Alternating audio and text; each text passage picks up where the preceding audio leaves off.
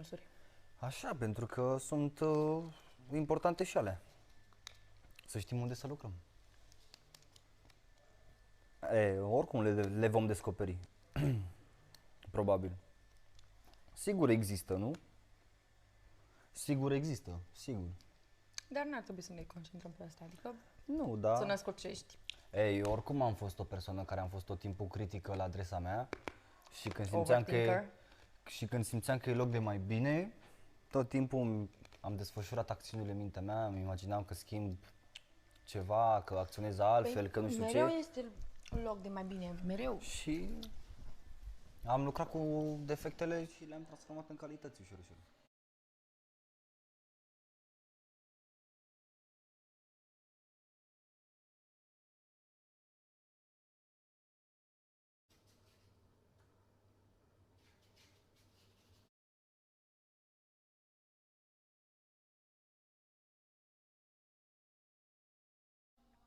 Tot în viață ține de ambiție, mai ține și de talent, puțin, pe acolo și pe Hai, nu acolo. mai zi din cărți.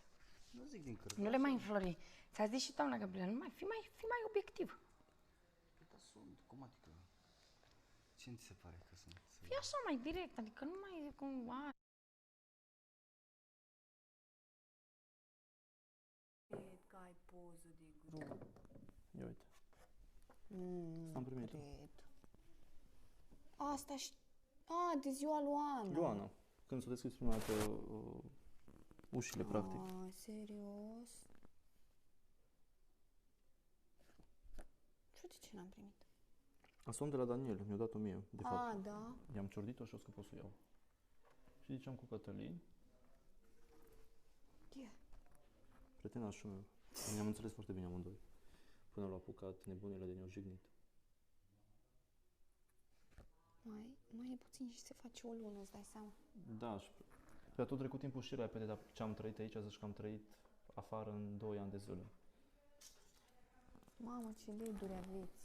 Da, tu știi când te uiți la ele și ecoul ăla,